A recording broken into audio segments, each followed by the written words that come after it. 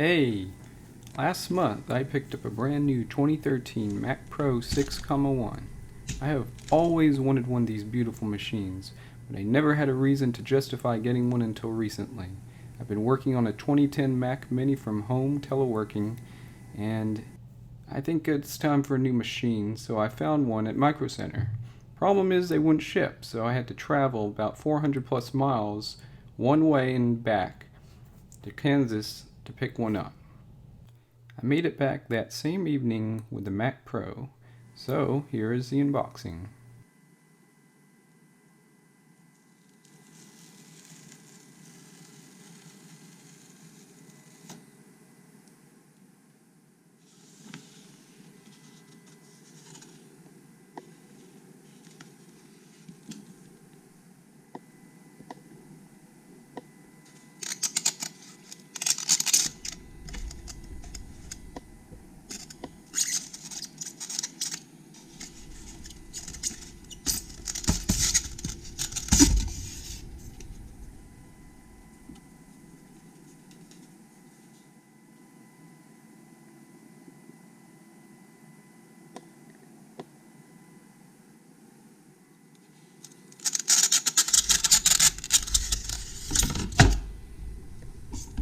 The system weighs a good bit.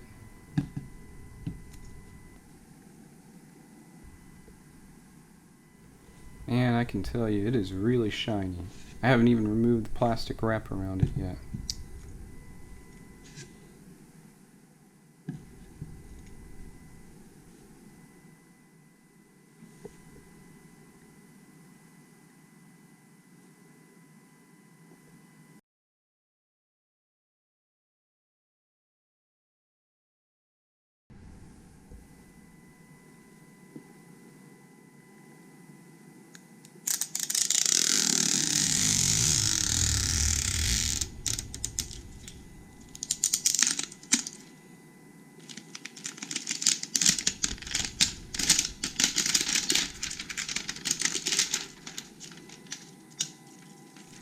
This is a piece of art, I'm telling you.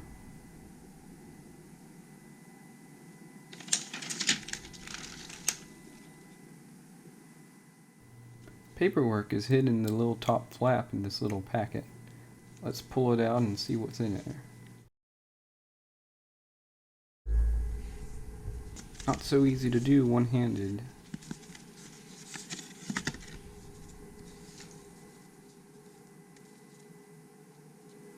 So I can see the Apple stickers, and the white guide is a product information guide, and the black one is a welcome pamphlet.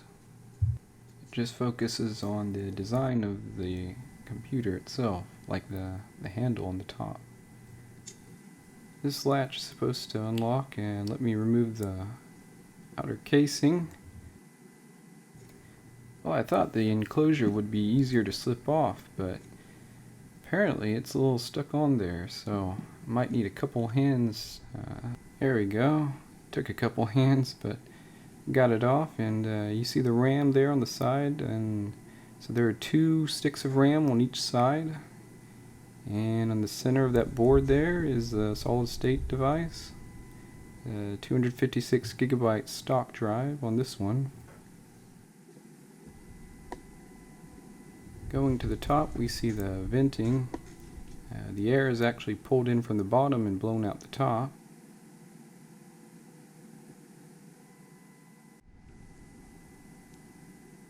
I like how this plug-in just blends in with the rest of the back of the unit.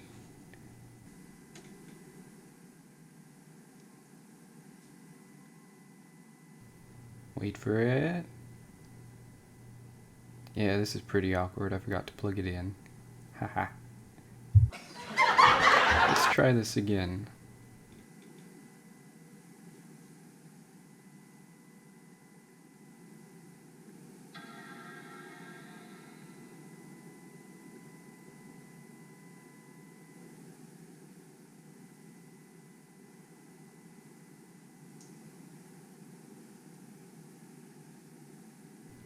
And now it looks like we're ready for setup.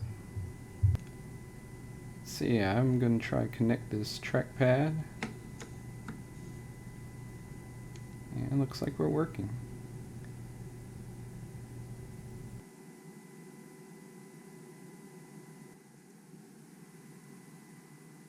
I'm going to try to breeze right through this.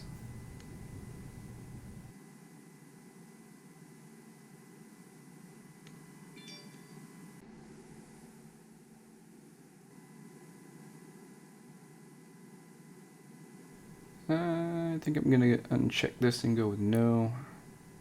I don't really subscribe to for extra storage in iCloud anyways. Well, here we are. High Sierra. Looks like the purchase date for the warranty isn't updating, so I may need to give AppleCare a call. But I also just received my 1TB SSD upgrade for this system. This will replace the stock 256GB drive that's currently installed. I'll download macOS Mojave 10.14 first so I can create a installation USB drive. Again, I'm trying to breeze right through this. Took the enclosure off again. I'm using a Torx driver with, I think, a T8 bit to unscrew the screw that's holding the SSD to the system.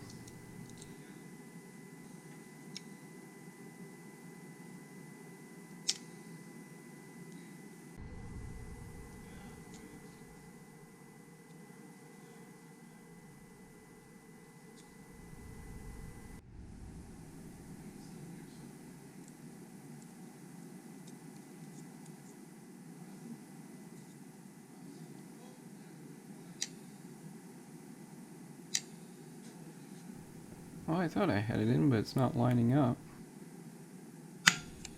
Just needed a firm push.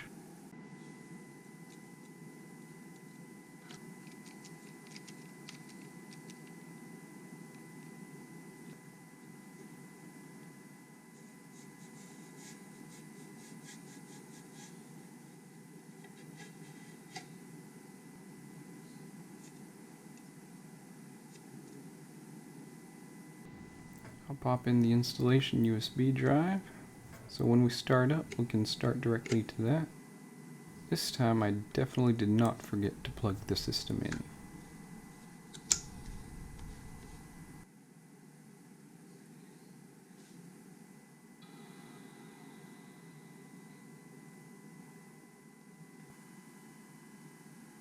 Looks like we started up at the installation. Everything went through, and now I'm trying to transfer the Windows ISO because I'm going to set up Boot Camp for Windows 10. This is what I love about Macs, is the AirDrop capability. It's so convenient. Don't have to drop any files to SD card or USB drive. Just communicate between the two Macs wirelessly.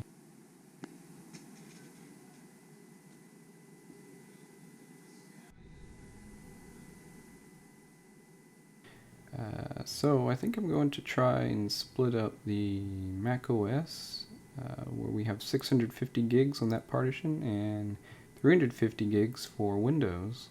That should be good.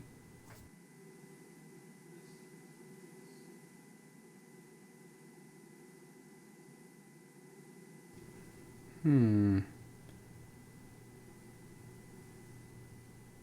seem to get it exact. I guess that'll have to do.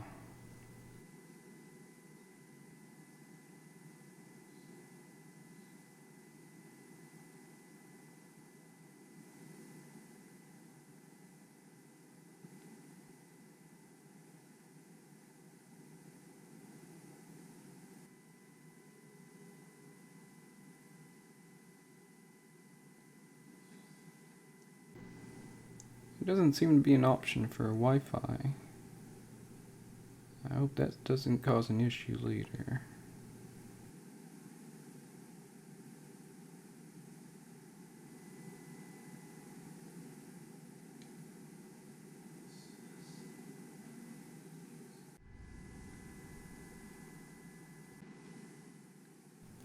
There we go. Those look like the wireless drivers are being loaded now, so Looks like we just need to get through the initial setup. I'll see what happens. Even though I've actually got Boot Camp installed on my MacBook, I honestly don't remember if the Wi-Fi was already set up during the setup process, so...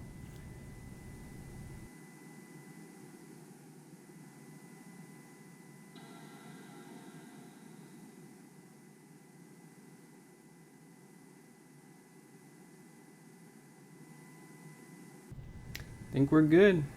There is our wireless.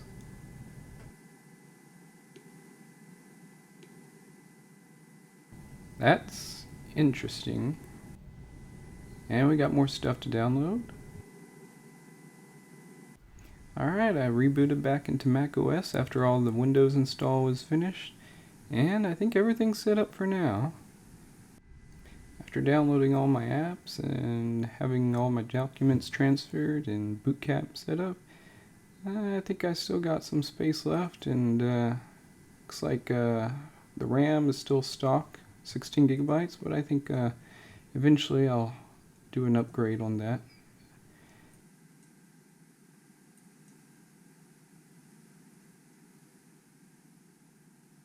Maybe in the future I'd like to do something on the 2400C.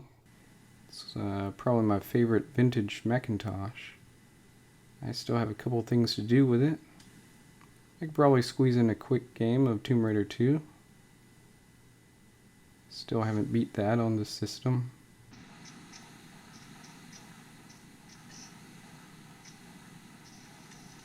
Ah, maybe next time.